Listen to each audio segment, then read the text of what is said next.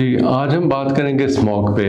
اب وہ سال کا وہ حصہ آ گیا ہے جب لاہور اسموگ کا شکار ہو جاتا ہے اور انفارچونیٹلی دنیا کی موسٹ پولیوٹیڈ سٹیز میں اس کا شمار ہونے لگتا ہے.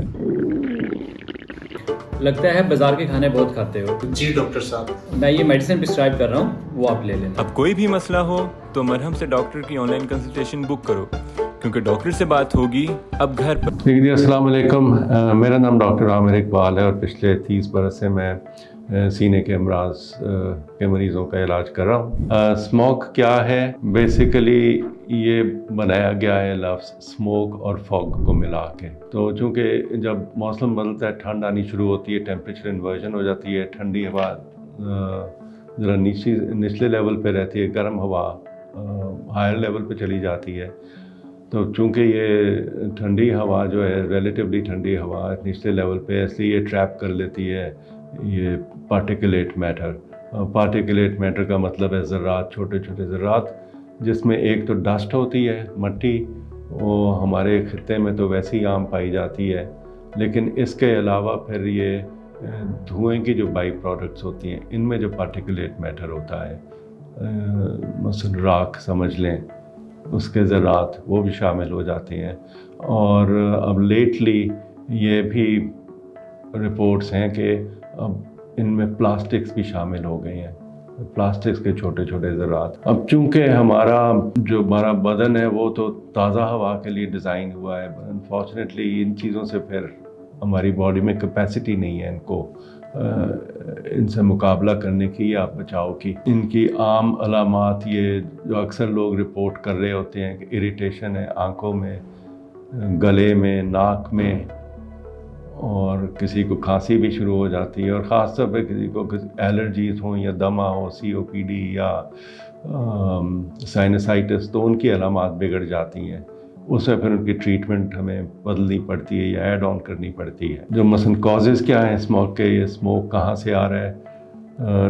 اس کی مین وجہ شہری علاقوں میں تو ٹریفک ہے، اور ٹریفک کے علاوہ پھر انڈسٹریل فیکٹریوں وغیرہ میں سے جو دھواں خارج ہوتا ہے، بھٹوں سے جہاں پہ اینٹیں بنتی ہیں وہاں سے، یا اور کوڑا کرکٹ جلانے سے. اب صرف پارٹیکولیٹ میٹر جو میں کہہ رہا تھا، ذرات کے علاوہ ان میں کچھ نوکشس گیسز بھی ہوتی ہیں، جن میں کاربن ڈائی آکسائڈ، کاربن مونوکسائڈ، سلفر ڈائی آکسائڈ، ٹرائی آکسائڈ اور نائٹروجن کی آکسائڈس بھی شامل ہیں.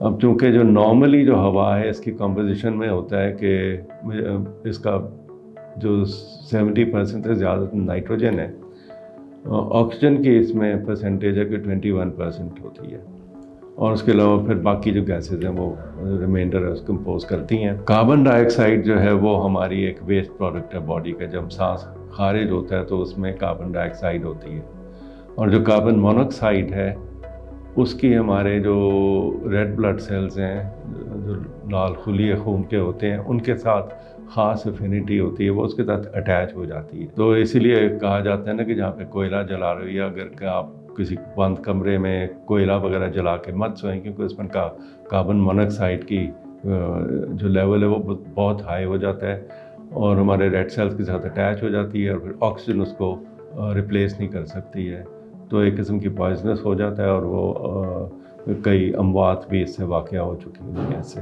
یہ جو صرف السٹریٹ کرنے کے لیے کہ جو گیسز وغیرہ ہیں یہ بھی کافی نوکسس ہو جاتی ہیں. جو ایٹ رسک اسپیشل گروپس کیا ہیں جن کو اسموگ سے خطرہ ہے، ان میں جن کو کرونک بیماری ہے سانس کی، مثلاً کوئی کرونک انفیکشن ہے لائک TB، یا پہلے TB ہوگی جس کی اسکارنگ وغیرہ ہو چکی ہے، لنگز ڈیمیج ہو گئے ہیں، یا کسی اور وجہ سے لنگز میں فائبروسس ہے، COPD ہے جس میں کرونک برونکائٹس اور ایمفیسیما شامل ہیں، دمہ ہے، اور اس کے علاوہ پھر ہماری یہ سائنسائٹس ہے، یہ جو ہمارے اسکل میں، ناک کی سائڈز پہ یا ماتھے میں ہوتی ہیں اوپننگز، ان کی انفیکشن، آنکھوں کی انفیکشنز، ناک، اور پھر یہ جو گلے کی اریٹیشن رہتی ہے، یہ بھی کافی بودرسم ہوتی ہے. اس سے کرونک کھانسی کا شکار ہو جاتے ہیں پیشنٹس، اور خاص طور پہ رات کو بگڑ جاتی ہے کھانسی، اس سے نیند ڈسٹرب ہوتی ہیں.